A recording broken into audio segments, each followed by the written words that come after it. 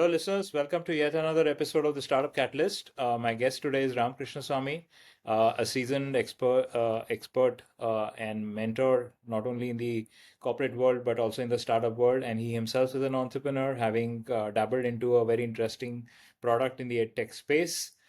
Spent almost 15 years in the US, so he's got good knowledge and experience of the startup and the tech industry, both in the West and in India. And we are extremely privileged to have Ram as a mentor of GRG Gen Next. Welcome, Ram. Thank you very much, Chetan. Nice to have you. So nice to be part of GRG and great to be here. Thank you. So if you were supposed to give an elevator pitch about yourself, Ram, what would it sound like? Well, started out to be in the computer software space in the US after my graduation. And then, as luck would have it, I ventured and worked for a couple of startups in the US. This was way back in the 90s, right? And then moved back to India in 2004. Worked for a very seasoned software services company called Emphasis. And then skilling was something I was very passionate about, right?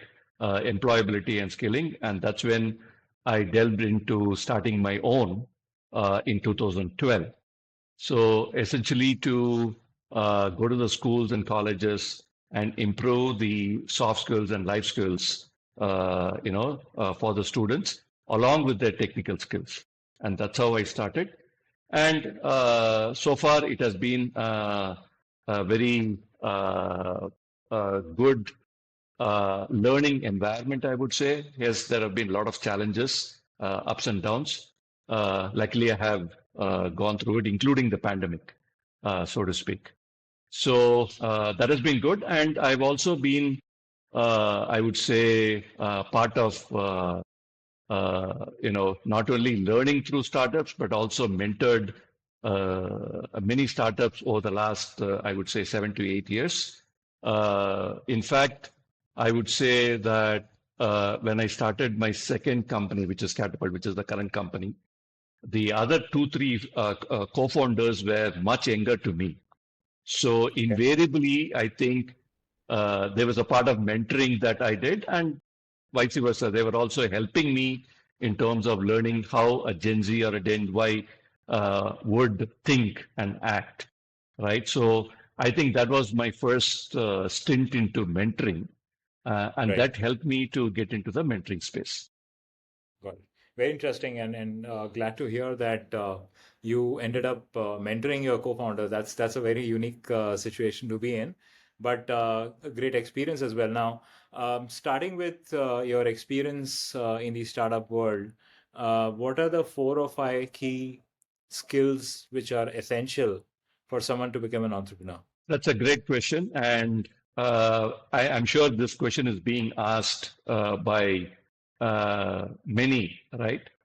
Yeah. One of the first things that I would say, having gone through this journey for the past 13, 14 years is, number one, you need to have passion, right? You need to believe in whatever you're doing, irrespective of what others might think. So my passion was basically in employability, because I saw it while I was working as an employee of a company, how that was essential for any employee to actually build their career, right?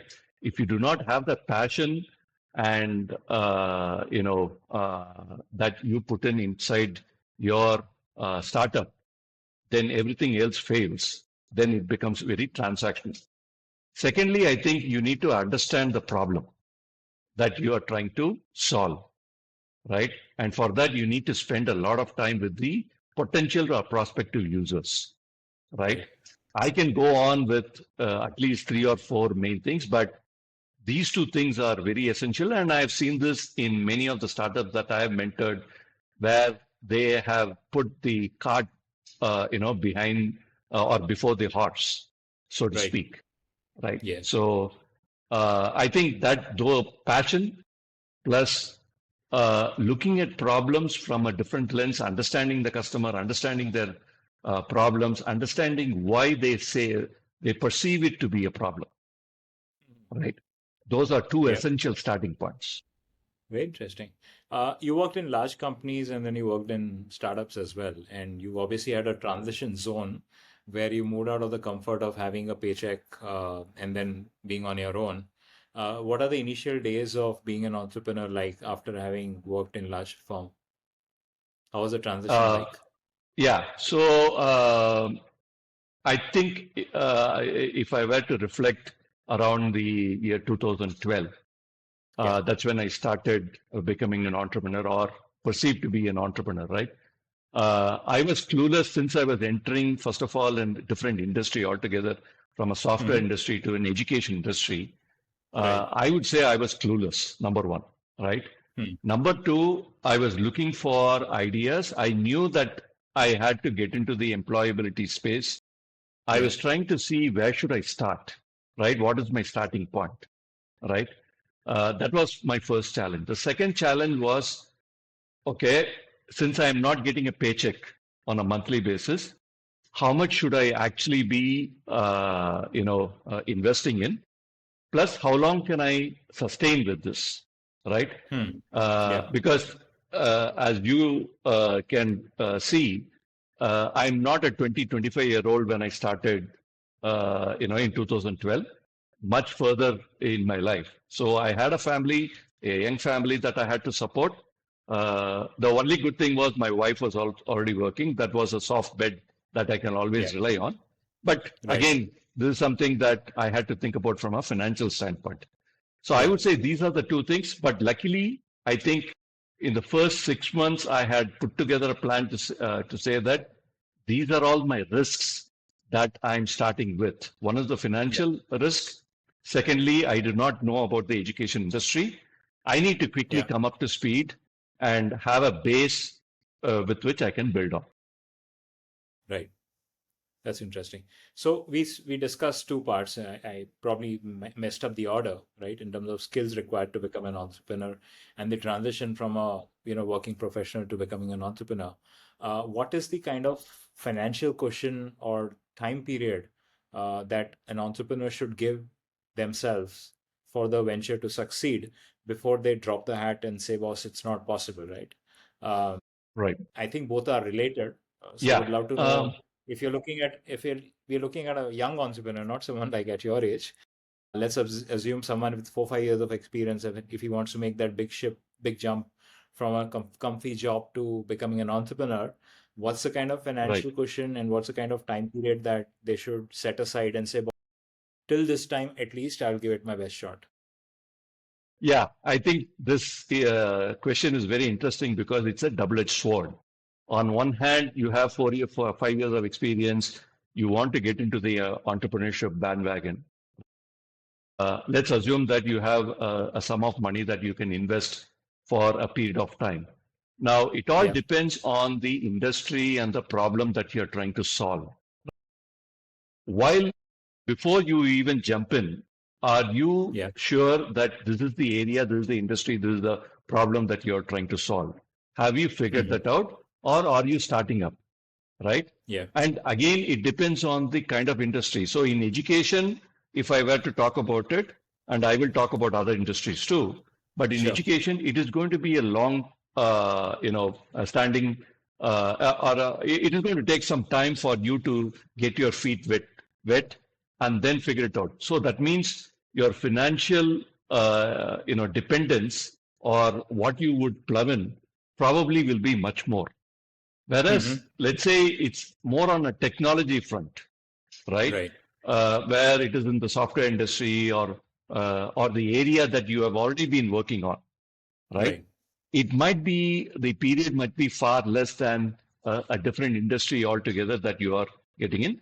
Generally, Hmm. I've seen, based on my experience working with many of the younger entrepreneurs, I would say anywhere between 1.5 years to 3 years is what I would say is the range that Okay. you should probably keep depending upon the industry and the kind of skill sets that you bring to the table. Right. Yeah. 1.1 to 1.5 years would be for somebody with ready-made skill set that you can easily use in the problem that you're trying to solve. Right. Got it.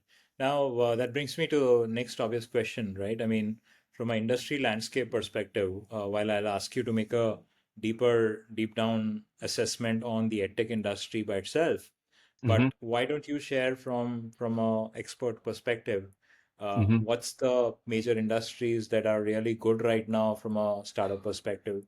Which are the ones which are more like a touch me not right now? Right. Um, See, I think everywhere you go today, as we speak, uh, you call it hype, you call it, we have to live with it, just like we had smartphones when we switched over from landlines to smartphones. AI is everywhere, right? Yeah. That is a given across all industries, right? Now, are certain industries going to be slower in adopting AI as opposed to certain other industries? Definitely yes, right? I would say that AI is going to be kind of a horizontal across all these industries. Now, the next thing that you would probably look at is within these industries, what kind of things you look at from an entrepreneur perspective, right? Again, you have to look at automation, Hmm. right? You have to look at whether you are only focusing on the market segment within India, or Yeah. you are also looking at outside of India, right? Hmm. Because these are two different worlds, right, altogether. So if it is from an India perspective, then I would say, IoT, robotics in terms of automation are all in that the last 3 to 5 years have been really good. And many of these problems that people are trying to solve are in these space, be it farming, be it manufacturing, right? Be it education, or be it even some of the financial space where Right. accountants, financial industries like the big fours and things like that, they are Hmm. looking at automation. I think these are 3 or 4 industries that you can look at. Right. I think I would say these are, again, you have to look at it from a lens of whether you are servicing the customers in India, whether it is B2B or B2C, or Hmm. you are looking at expanding overseas. Got it. Got it. Coming down to the edtech industry, which you probably have a much deeper analysis of, what's going on in the edtech industry and what is it that we can look forward to? Yeah, these are this is 2 different worlds, right? And I'm also going to expand this to the world, not just specific to India. Hmm. Everywhere, I think I have spoken to a few founders in Europe, Right. startups in the last 2, 3 years, Yeah. startups in the US, and I know very good work which is being done in US and also in Europe, especially in Finland and Denmark and things like Yeah. that. And also, I'm part of a group called an EdTech Club, which is Hmm. a free WhatsApp group in India. There are close to about 900 members there. If the commonality across all of this is about how to empower the teachers in the classroom, right? That is Yeah. one part of the equation. The second part of it, that is on the B2B side. On the B2C Hmm. side, it is about, can I get into personalized learning for the students? Right. Okay. So currently, that personalized learning is happening in bits and pieces. What some of the startups are trying to do is to say, okay, you have learned a few topics inside the classroom in a particular school. How can you excel and be competent in that particular topic? Can I personalize that, learning for you, right? Through Yeah. AI? Because today teachers are not abundant. There are very less, I would say, good teachers in the classroom. Automation and personalization becomes very, very important. Got it. Got it. You know, EdTech is one industry which went through ups and downs because of COVID, Mhm. pre-COVID, post-COVID, during COVID. Where does it stand right now? Is it still a promising industry for people to enter into, or is it something which is extremely difficult from a monetization perspective? It is easy to get into, but extremely difficult from a monetization perspective, right? Got it. I'll give you some details into why I'm saying that, right? Sure. Uh, Both healthcare and education in general are always industries that anybody can get into, right? Because there is always room for growth and multiple players can get in. Specifically talking about education and EdTech, there are multiple players in the B2B space, in the B2C space, big and small. And the challenge is if you were to look at the school system, uh, out of 1.5 million schools in India, half of them are government schools. Half of the children who are going to these schools are going to government schools, and half of them are going to private schools, right?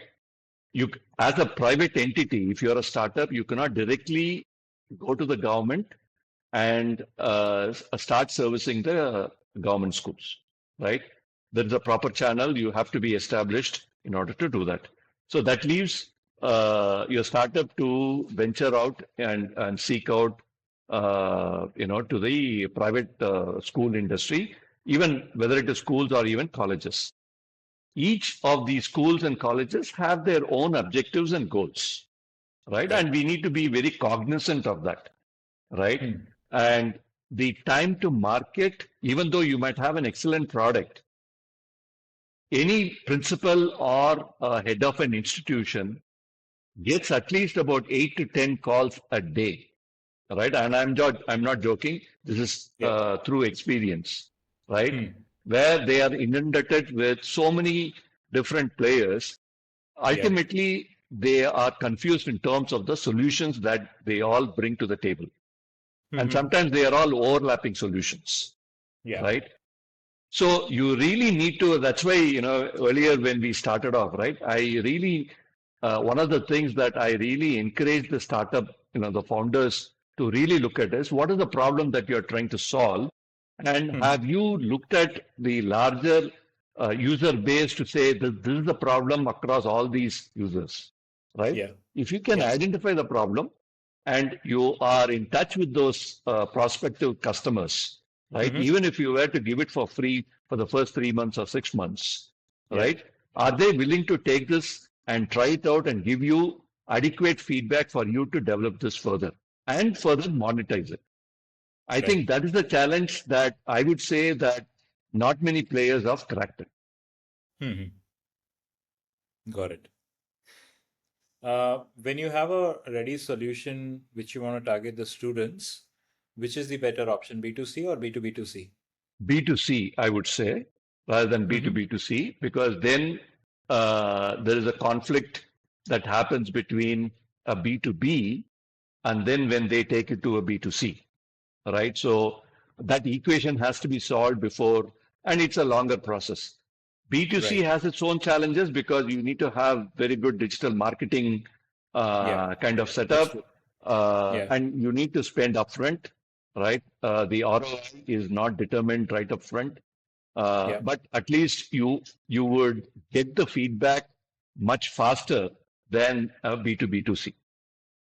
What I've observed, the biggest challenge which entrepreneurs face in a B2C venture when selling to students is students don't have digital devices, or they don't have free access to digital devices, or they might not be the right person to be able to make the judgment. They need to wait for the parents to come home for them to discuss, find the right moment after they come home to propose and say, hey, I'm interested in this tool, and so on and so forth.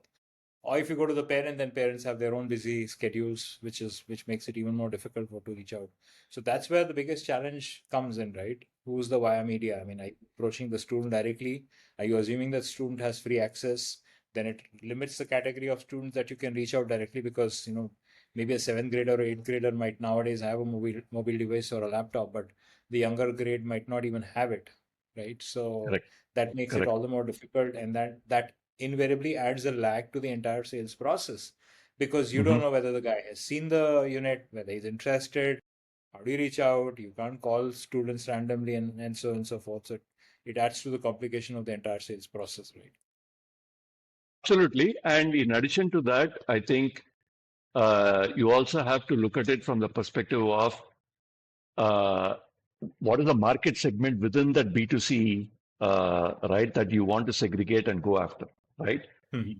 Yeah. Today, within that B2C segment, the startups or even the companies that who are going after, who are successful, are the coaching institutes, Hmm. right?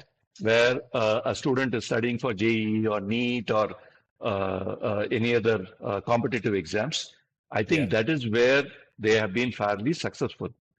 Hmm. If you were to look at it from a perspective of non-core subjects, be it Yeah. music, be it peripheral subjects, then the market segment and the overall customer base becomes very, very limited. Got it. Got it. You mentioned about mentoring, so it would be interesting to hear from you what's been your mentoring experience. What are the kind of startups that you mentored? What are the areas that you typically look at from mentoring perspective?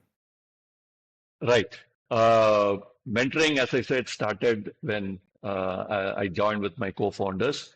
Although I didn't realize it that I was mentoring, it was more of help and making sure that the business is progressing. Right. I had the opportunity of actually working with a technology business incubator in Bangalore, and I'm Hmm. still part of that called Jinser. And they onboarded me as a mentor. Okay. I would say that was my first foray into official mentoring. And that I Hmm. have been doing even before the pandemic. It's been about Right. 6, 7 years Yeah. since I've been doing. The kind of startups, it has been across the space, though in the last 2, 3 years, I would say that it has been more on the education and tech space because they do have mentors across all the different areas, be Yeah. it agriculture, be it technology, be it IoT, and things like that. Right. But I have mentored different startups. In fact, you mentioned earlier in our conversation about government schemes and things like that. I am Yeah. familiar with some of these schemes where uh, startups are given funds based Yeah. on whether it is debt or equity or whatever it is.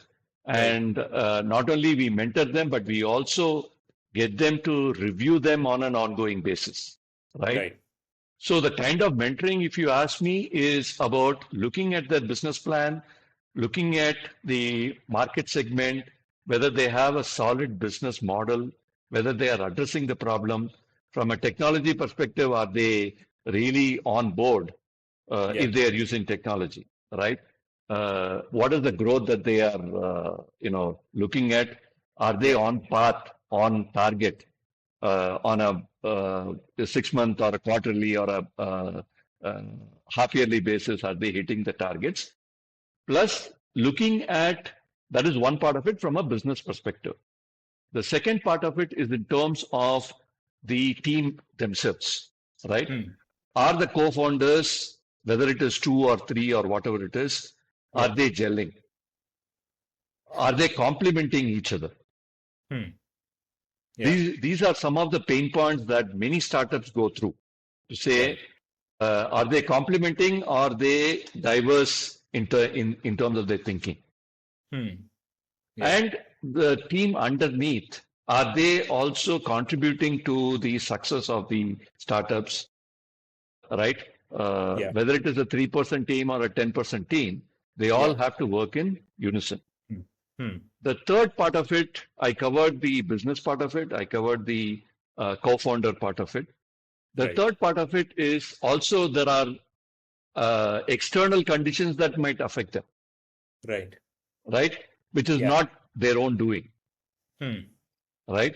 Yeah. Uh, for Ecosystem issue. example, yeah, for example, you take the current geopolitical issues where Right. US is basically hitting 50% of tariffs on India.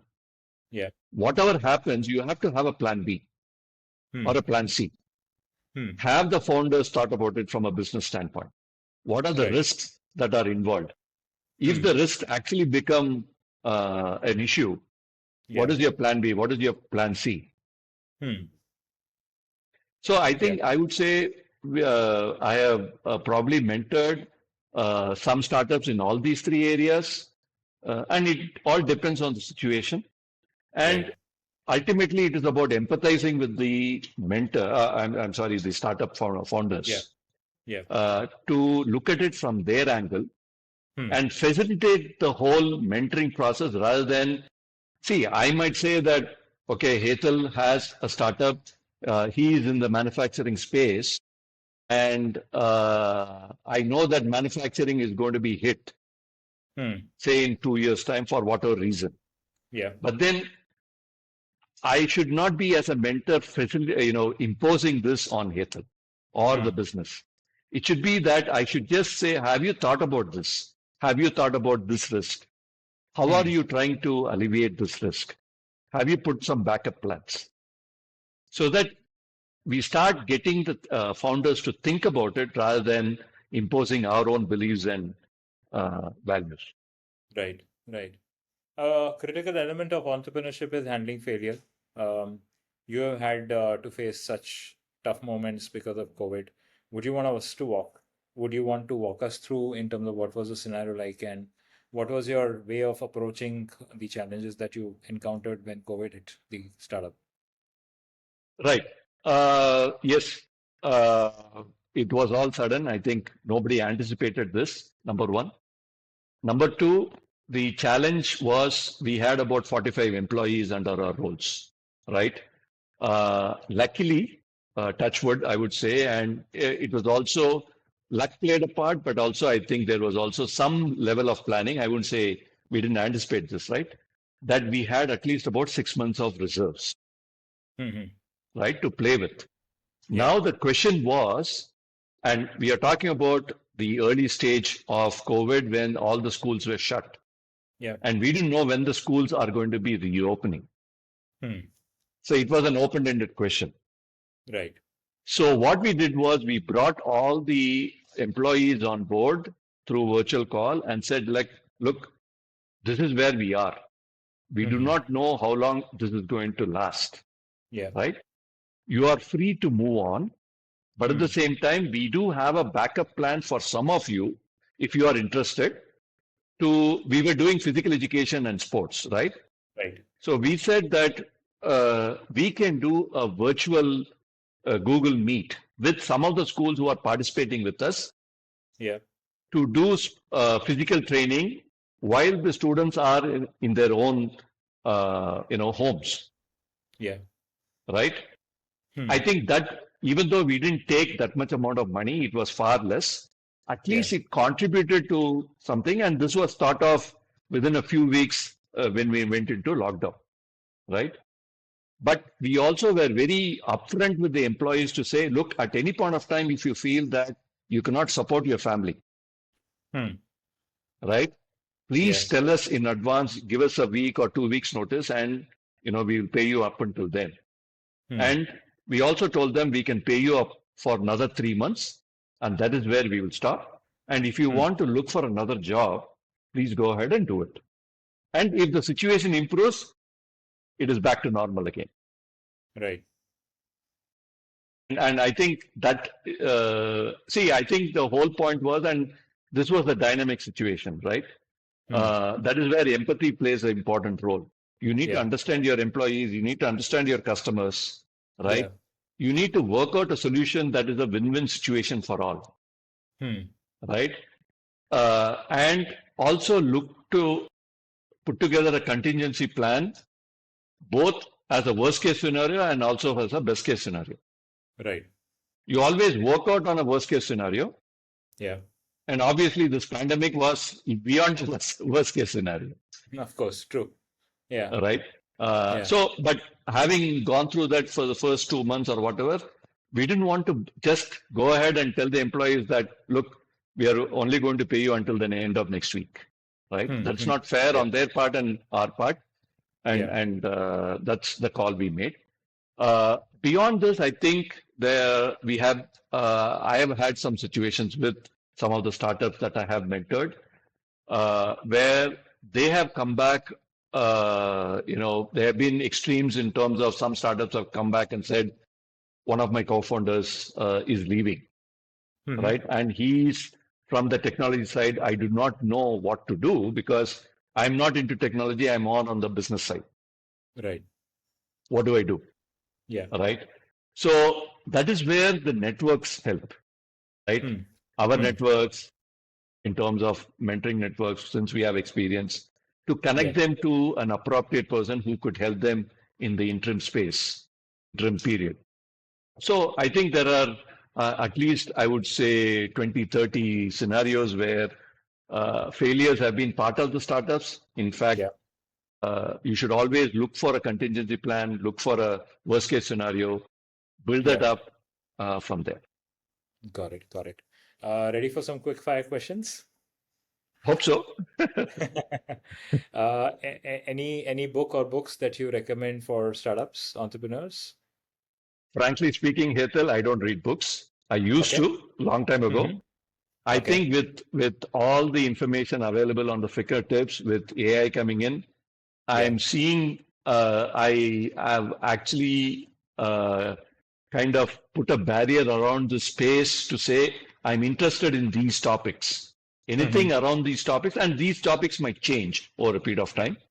Right. Say I want to read this on a ongoing basis, and Hmm. if I want to know more, then I actually go there and look at podcasts and things like that. I think we are seeing a shift from that perspective to say holding a book as opposed to listening to a podcast is much more and I'm more of a practical guy, right? There might be others who love to read a book, but I would rather listen to somebody who is having a conversation and learn from that. One with Nikhil Kamath. I think the one with Ronnie and I recently saw this, though it has been 2 years old, where Ronnie and a few others from Kotak CEO. Very interesting because it talks about various things, not only about India, but also about the world, about education, about finance, and how they went through their own, right? Some of the European podcasts, not from a perspective of, obviously it is on education, but from a startup perspective, right? There are many entrepreneurs who spend a lot of time on research, right? And that is one of the things that I wanted to share with some of the founders or would-be startup founders is what I have seen in India is working with some of the startup founders is they are very impatient, right? We need to have a lot of patience. We need to do a lot of research to find where the problems are, talk to the users, prospective users, and build that research, do a prototype, do an MVP before we actually put in our own money or even look for funding. One of the startups that I have mentored, I would say there is a company called Chrysalis in Chennai, right? And fortunately, they are in the EdTech space, but I think they have done a very good job for almost 8 years without going to any external funding. They put in their own money, they grew the market, they understood the problem and delved into the problem deeper and deeper. And they grew to about 800 schools before they actually opened up and went for funding, right? The other startup that I used to mentor, now I don't. Uh, I still have touch with them. Is a small company. It's not a big company called Just Robotics. They are a Bangalore-based company, and they did go for a TBA funding and all those things. They used their money if extremely well, right?